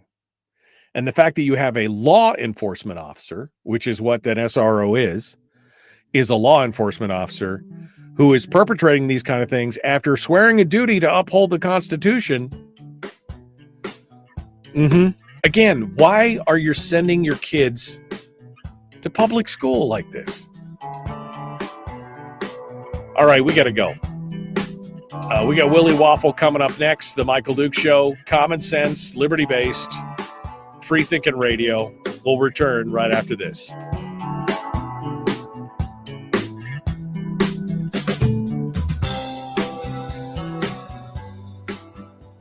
Streaming live every weekday morning on Facebook Live and MichaelDukesShow.com.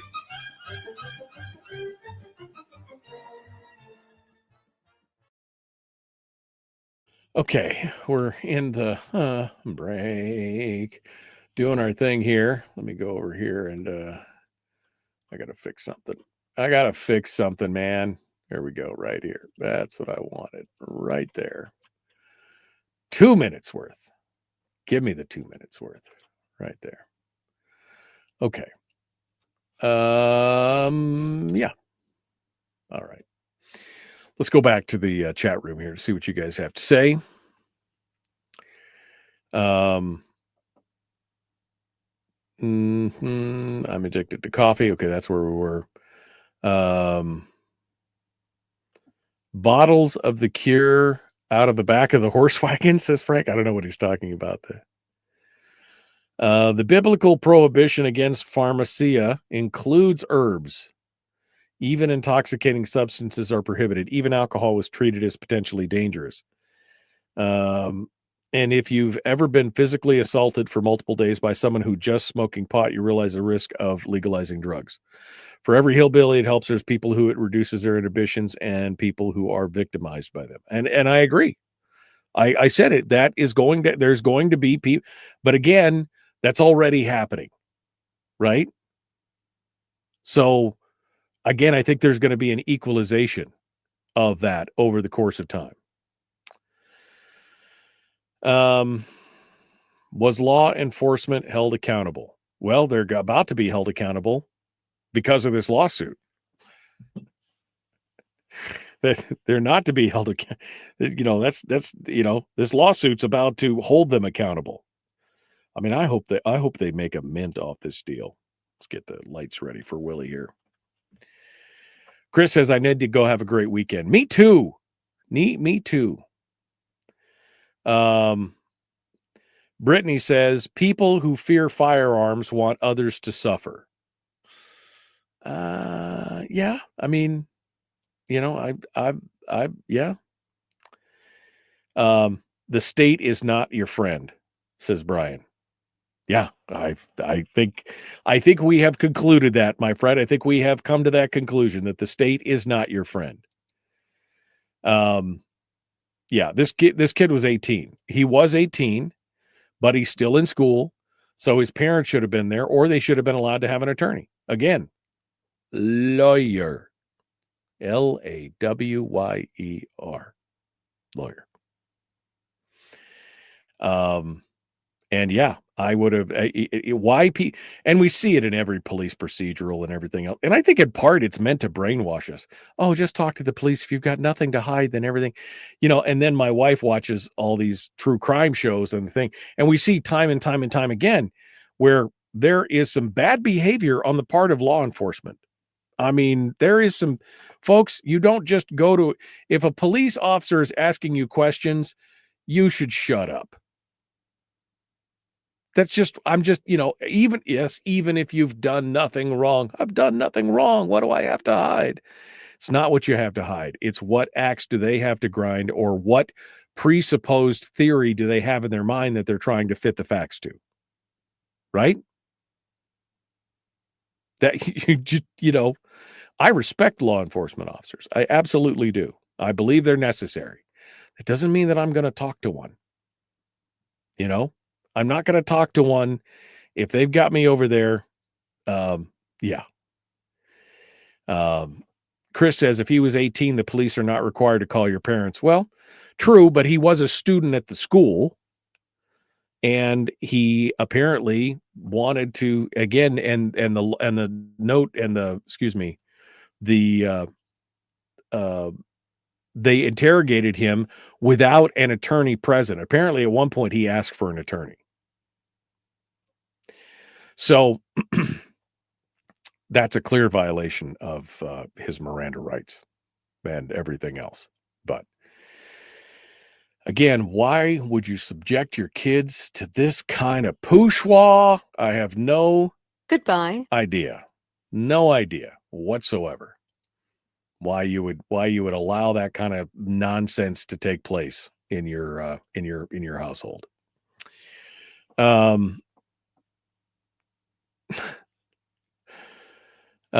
right, let me see. Civilly or criminally, says Frank. Well, it's going to be civilly. They're suing them civilly. They're not suing them criminally. So they're suing the school district, et cetera, and everything else. Although maybe there could be an argument for kidnapping if they were holding him there and weren't letting him go. I mean, that's it's crazy. I just saw something that David said a while ago. When licking frog legs are outlawed, only outlaws will be licking frogs. I appreciate that. I appreciate that. Again, look at Pennsylvania versus Mims. Yeah. No, that is a case to keep in mind for sure. All right. Well, we're coming up on it, guys. We got to go. We're about to jump back into it. My phone is now starting to buzz. Let's get to it. The Michael Duke Show. Common sense, liberty-based, free-thinking radio. Please like, share, subscribe, ring the... Whoops. Here we go.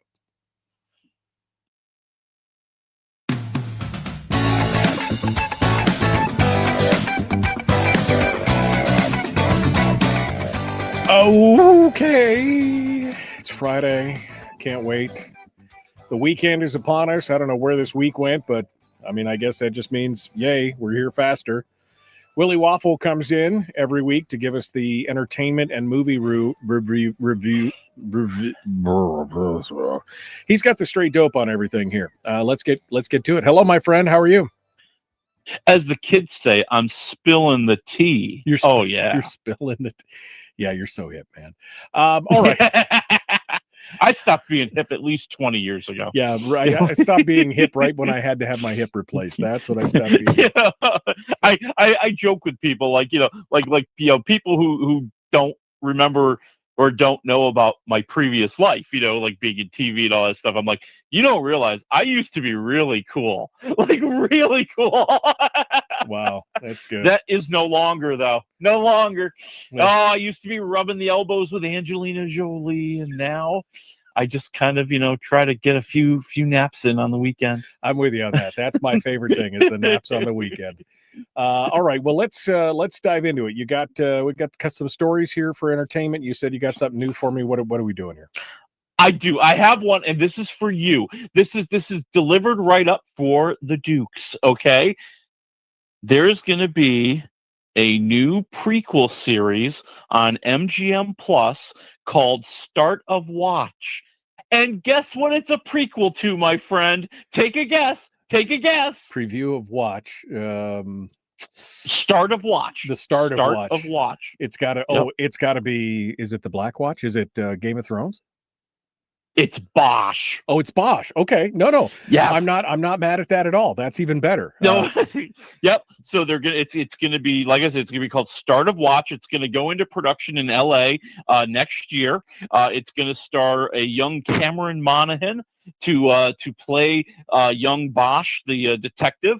And as the log line goes, as they say, it is a look at his early career when he first starts off, and he's a rookie in LA in 1991. Oh, you know what that means. Oh man, the riots and everything. It's going to be. Whoops. Hey, is audible. We lost Willie there. Let's try that again. But the 1990s, of course, is the start of the big LA riots there. So we know how that goes. All right. We're waiting for Willie to get back on the stick here. Come on, this is what happens when you have a low budget radio program. Apparently, let's try this again here. See if we can get Willie back on the show. That's embarrassing. Was that you? No, I think it was you. But I'm not going to complain. I'm not going to point fingers.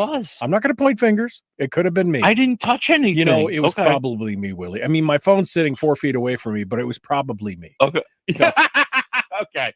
All right. Where do you want to go? This was in 1992. So that was the riots, right? I mean, 1991, the riots. Yeah, exactly. Right. The riots. Yeah. So he's becoming a cop at the worst time to ever be an LA cop. So I think it's going to be fascinating. I think it's going to be good. And if they have half a brain, they're going to bring in the original Bosch to maybe have some flashback sequences or something. Well, I mean, wouldn't it be cool for him to be able to narrate it? Like he's narrating. I think that'd be great. Yeah, no, because he is so super. I mean, Titus Welliver is such a great actor. Oh, he's such a great actor. All right, he is, and I keep waiting for him to end up on like another program or another network show or something. Because I'm with you. I think he's fantastic. Yeah, no, he is such a good actor. And I really enjoyed that show and that series. So we'll have to see. All right, Start of Watch. When's it supposed to come out? Now, they're going to go into production next year. So I think they're probably looking for a late 2026. Okay. All right. Well, I can wait. All right. So what else we got for the news? What else? Should we start? Mel Gibson has found Jesus. Again? He's found the old time religion or the new time religion? I'm just wondering. Well, he found himself a new Jesus, my friend, because as you know, he is making a sequel to The Passion of the Christ called The Resurrection of the Christ. And this is a good 20 years since they did the first movie. It's going to be kind of hard for Jim Caviezel to be Jesus again. And a lot of people said, yeah, that's true. I mean, it would cost a lot of money to put into the CGI to make him look 20 years younger. So they have hired Jaco Otonen. I don't really know who he is, as you can tell by my inability to pronounce his name. Right. But he is known for playing a Dane warrior, the Dane warrior Walland on The Last Kingdom. If you're a big Netflix fan and you watch that, but yeah, they're going to they're moving forward. They actually went into production like this week. Like it's happening. They're making the movie. The idea is that they're going to break the movie into two pieces. Part one will be released on Good Friday, March 26, 2027. And then part two, and this is a nod to all the Catholics and the Christians out there, part two will be released on Ascension Day, 40 days later, on May 6, 2027. Okay. Well, I mean, it's too bad because, Jim Caviezel did such an amazing job. He was great. I mean, he was good. And Monica Bellucci as Mary Magdalene, she was fantastic. I mean, it's just the whole thing was just a masterpiece. We watched it again this last Easter. I hadn't seen it in probably 10 years, 12 years. And it's just a masterpiece. But you're right. Having to de-age somebody, that's such a pain. And it's so expensive. So I could see why he might have done this. And I'm looking forward to it. I'll watch it. I thought the first one was amazing. I definitely would like to see what Mel's vision is for the second and third part here. Oh, I think it'll be great. I mean, people forget, when they think about the Passion of the Christ, they think of the controversy. But what is often forgotten is it was, and I think might still be, the highest grossing independent film in the history of the world. Yeah, Okay. yeah. For a long time, it was the number one highest grossing R-rated movie for a very long time. I mean, it was a sensation on top of a sensation. And I agree with you. I think it's a masterfully made film. And I think, Gibson going back to that and continuing that story, I think, it's in his wheelhouse. This is what he does. This is what he has a passion for. He's a great storyteller. I think it's going to be very, very good. I know I'll be watching it in 2027, both parts, part one and part two. No, I'll watch it. I want to see it. Okay, that takes us over to, I guess, Alec Baldwin. The guy can't. Not only can he not handle a gun, apparently he can't drive either. I mean, what? This is one of those stories. This is why I love living in New York, because like a story like this just gets covered the right way by the New York media. All right, so I get an alert on my phone, literally an alert on my phone one day. I think it was Monday. Alec Baldwin has crashed his Range Rover on the island, on Long Island. Okay, so he was driving around the Hamptons on Monday afternoon with his younger brother, Stephen Baldwin, which just makes the story even better because Stephen's kind of crazy, let's be honest. And he crashed into, quote, what he called, quote, a big fat tree. Yes, and made it even better. It's not his white, expensive Range Rover. It was his wife's big, white, expensive Range Rover. And dude, when they say he hit the tree, he hit the tree. Like head on, man. Like what happened? So Baldwin immediately, because he knows everybody's joking about this, right?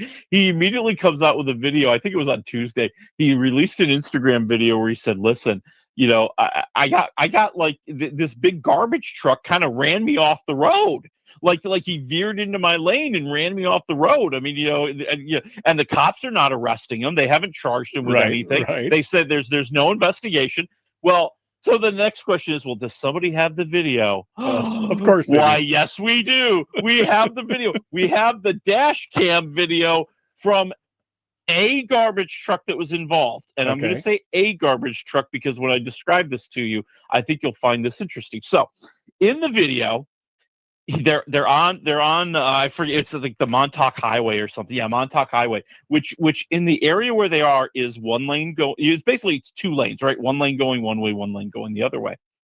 And you can see the Range Rover kind of is on the right hand side of the garbage truck. The garbage truck kind of sways to the right, and the Range Rover has to go off into the tree.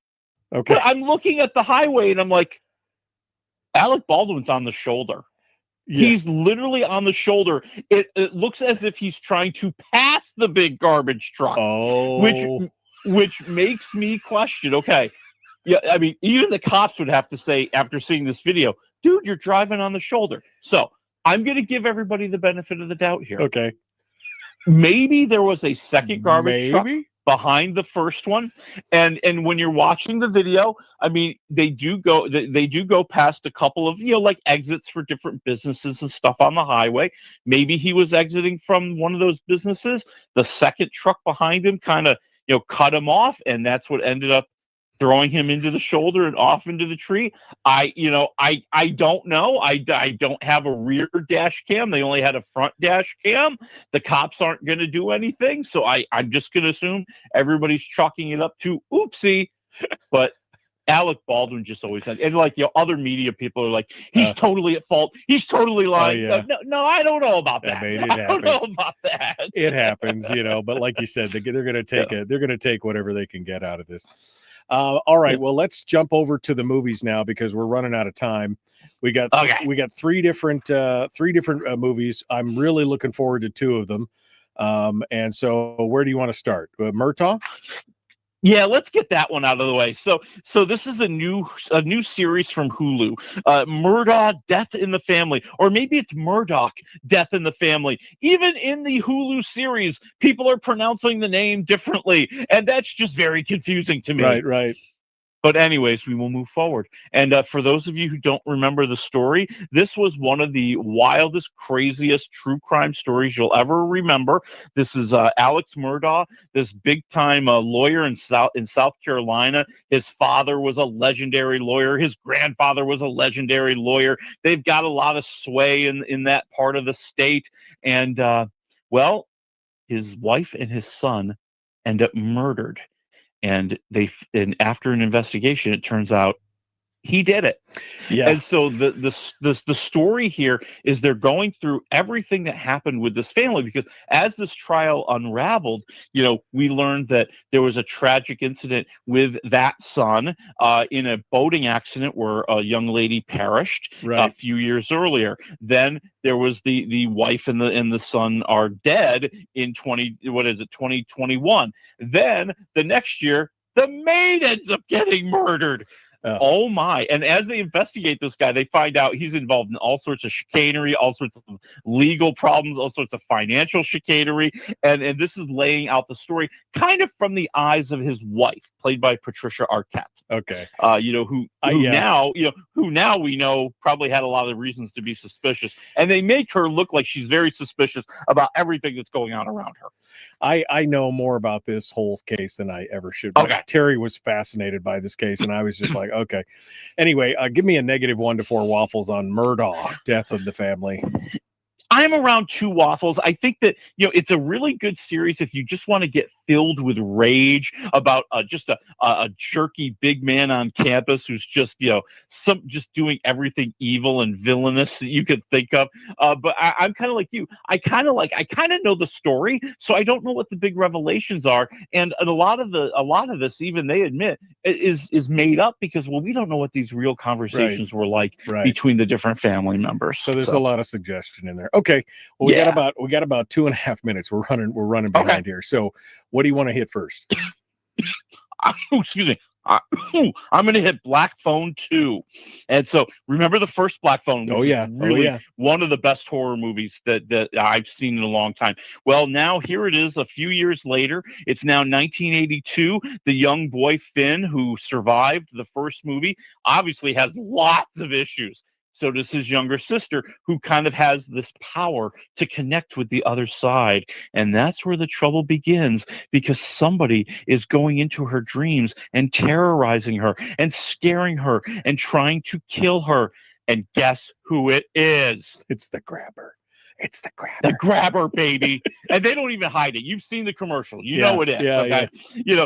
So, and I find it very, I find it, like, they do a great job playing up the dream stuff, right? Like the look of it, the lighting of it, the music. I mean, it's very hypnotic. It really drives you in. I was surprised. I didn't think it was going to be all that scary. I thought that, they're trying to do a sequel because they're going to make a lot of money off of the success of the first one. I think that they actually expanded the story very well here. They made the grabber even more interesting.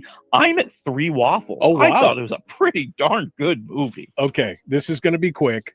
30 seconds. Good Fortune. It's the new Keanu Reeves movie. Just a brief synopsis and a waffle, and then we'll get into it in the after show. All right. Keanu Reeves is a guardian angel who wants to do something good, and he starts meddling in the life of Aziz Ansari, who's kind of broke, and Seth Rogen, who's super rich, to try to show them that money is not everything. And it turns out money is everything. And now he's got to try to find a way to fix it all. It is a very funny, it's a predictable movie. I mean, you kind of know where it's going to go. They're gonna have some crazy, schlocky ending. But I'm at 3 waffles because I just think they're funny. Oh, that's good. I can't wait to see it. All right, folks, we're out of time. We'll see you on Monday. Have a great weekend. I mean, this is the one that I was kind of waiting for because I saw the trailer for this, and Keanu Reeves is this bumbling guardian angel. And the trailers are hysterical. And like you said, you can even tell in the trailers where he's like, I'm going to switch these two guys and show this this young struggling guy that money isn't everything, and then it turns out it is everything. That you've answered all of his prayers, and now he's got to unkerfluffle what he's kerfluffled, and I just think that is hysterical. Tell me a little more. It's great. It's really grabbing you. The Keanu Reeves playing your guardian angel is what makes the movie so darn funny, because he's got that naivete of how the world really works. He's an angel. He thinks it's a good place and people will do the good things and the right things. And he's a little frustrated because really, you know what he's the guardian angel of? I think they've shown this in the trailers. I'm not going to give anything away that much. He's basically the guardian angel of don't text on your phone. Don't be texting while you're driving. And he wants to do more. He thinks he can do more, and he screws up. And now here he is wandering through, trying to deal with everything he has screwed up and the consequences of that. Now, I'll leave it at that. There are consequences on him for doing this. Right. And so part of it is, how is he going to deal with his new situation? How is he going to right the wrong that he's done to Seth Rogen, who used to be super, super rich and now, is upset. He's broke, and he's realizing how horrible it is and rough it is to be broke. And then Aziz Ansari, how is he going to learn his lesson? It's pretty hard to learn your lesson when you're enjoying life. Yeah, and you think life is great. Exactly.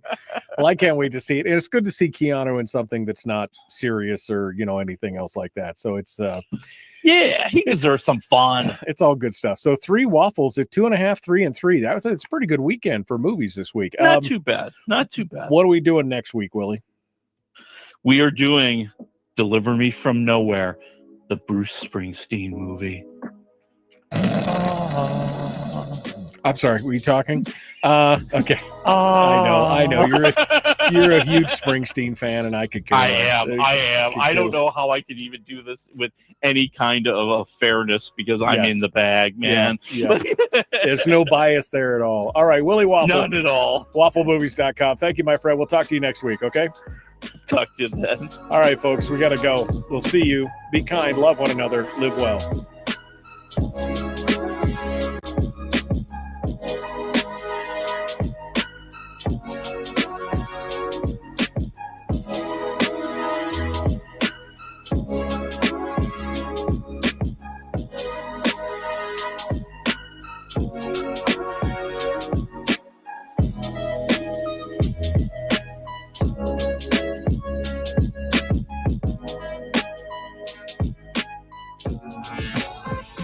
We've shed our terrestrial radio skin, and now we are slimy lizard internet people.